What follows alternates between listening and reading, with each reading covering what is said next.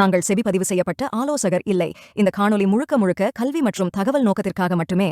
இதில் நாங்கள் எந்த ஒரு தனிப்பட்ட நிறுவனத்தின் பங்குகளையோ மியூச்சுவல் ஃபண்டுகளையோ அல்லது மற்ற திட்டங்களையோ 93ல் ஓப்பன் ஆகிட்டு ஒரு 100 பாயிண்ட் கீழே போயிட்டு மறுபடியும் 100 பாயிண்ட் ரெக்கவரி ஆகிட்டு திருப்பி ஒரு 50 பாயிண்ட் ப்ளஸில் தான் 48 பாயிண்ட் ப்ளஸில் தான் க்ளோஸ் ஆகிருக்கு. இது Nifty 50. Nifty mid cap small cap 400 எடுத்து பார்த்தோம்னா அதுலேயும் அதே சேம் பேட்டர்ன் ஃபாலோ ஆகுது. இதுவும் ப்ளஸில் தான் க்ளோஸ் ஆகிருக்கு, +30. ஸ்மால் கேப் மட்டும் கொஞ்சம் அடி வாங்கியிருக்கு, ஒரு 50 பாயிண்ட்ஸ் மைனஸில் க்ளோஸ் ஆகிருக்கு. ஸோ காலையில் இந்த பெரிய வாலட்டிலிட்டிக்கு என்ன காரணம்னு பார்த்தோம்னா எஃப்ஐஐ கண்டினியூஸாக செல்லிங் பண்ணிகிட்ருக்காங்க. என்ன காரணம் அப்படின்னு பார்க்கும்போது இந்த வரப்போகிற எலெக்ஷன் தான் காரணமாக இருக்குது. எலெக்ஷன் ரிசல்ட்ஸ் தெரிஞ்சதுக்கப்புறம் ஒரு மெஜாரிட்டியான கவர்மெண்ட் வருதான்னு பார்த்துட்டு மறுபடியும் கொண்டாந்து இன்வெஸ்ட் பண்ணுவாங்க, அங்கே எங்கேயும் போக மாட்டாங்க. ஸோ உங்களோட போர்ட்ஃபோலியோவில் ஸ்டாக்ஸ்லாம் ரெட்டில் இருக்குன்னு கவலைப்பட வேண்டிய தேவையில்லை. ஏஷியன் மார்க்கெட்ஸ் பொறுத்த வரைக்கும் இன்றைக்கி மெஜாரிட்டி பாசிட்டிவில் தான் க்ளோஸ் ஆகிருக்கு.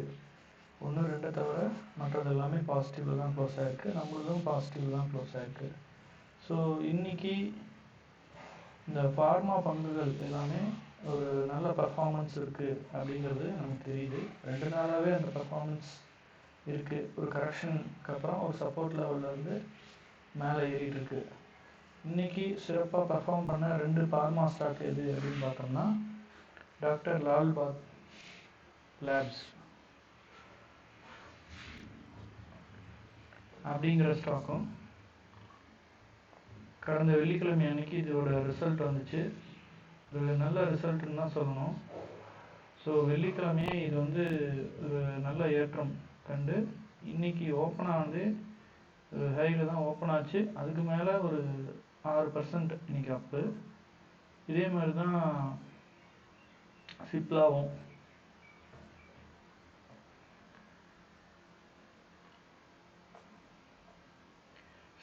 இன்றைக்கி ஒரு 5.5% அப்பு. ஸோ இது ரெண்டும் பெஸ்ட்டாக பர்ஃபார்ம் பண்ண ஃபார்மா ஸ்டாக்கு. இதை தவிர மற்ற ஃபார்மா ஸ்டாக்கும் ஓரளவுக்கு நல்லா பர்ஃபார்ம் பண்ணியிருக்கு. ஸோ பெஸ்ட்டாக பர்ஃபார்ம் பண்ணது இது 2 தான். டாக்டர் லால் பாத்தில் நம்ம ரிசல்ட் பார்க்கும்போது போன மார்ச் குவார்ட்டருக்கும் இந்த மார்ச் குவார்ட்டருக்கும் பயங்கரமான ஒரு ப்ராஃபிட், அதாவது 50% இன்க்ரீஸ் அப்படிங்கிற மாதிரி சொல்லியிருக்காங்க. போன இயர் ஆன் இயர் கம்பேர் பண்ணும்போது 11% இன்க்ரீஸ் ஆகிருக்கு அப்படின்னு சொல்லியிருக்காங்க. ஸோ குவார்ட்டர்லி ரிசல்ட்ஸ் பார்க்கும்போது போன மார்ச்சில் 83 கோடி அவங்களோட ப்ராஃபிட் இருந்துச்சு, இப்போ 120 கோடியாக மாறி இருக்குது. ஸோ 50% இன்க்ரீஸ் ஆகிருக்கு. இயர் ஆன் இயரில் பார்க்கும்போதும் 241 கோடியிலேருந்து 362 கோடியாக இன்க்ரீஸ் ஆகிருக்கு. இது 11% இன்க்ரீஸ். அடுத்தது நம்ம ஜுவல்லரி ஸ்டாக் எல்லாமே இன்றைக்கி நல்லா விலை இறங்கியிருக்கு. இதுக்கு காரணம் அட்சய திருதியை முடிஞ்சுது.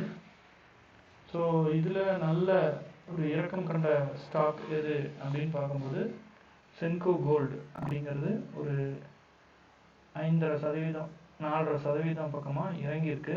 ஸோ மார்க்கெட் டைமில் இன்னுமே கீழே இருந்துச்சு. ஸோ இதை வந்து ஒரு அக்குமுலேஷன் பாயிண்ட்டாக தான் நான் பார்க்குறேன். ஏன்னா மறுபடியும் இது மேலே ஏறி தான் ஆகும். கோல்டு ப்ரைஸ்லாம் மறுபடியும் மேலே ஏறிக்கிட்டே தான் இருக்கும். ஸோ இதை தவிர இன்னொரு குவாலிட்டியான ஸ்டாக் எது அப்படின்னு பார்க்கும்போது தங்கமயில் ஜுவல்லரி.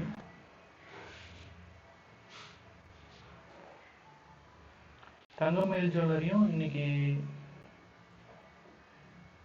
ஒரு சப்போர்ட்டில் ட்ரேட் ஆகிட்டு இருந்தது. என்னை பொறுத்த வரைக்கும் 1200 கீழே தங்கமயில் அக்வயர் பண்ணலாம்.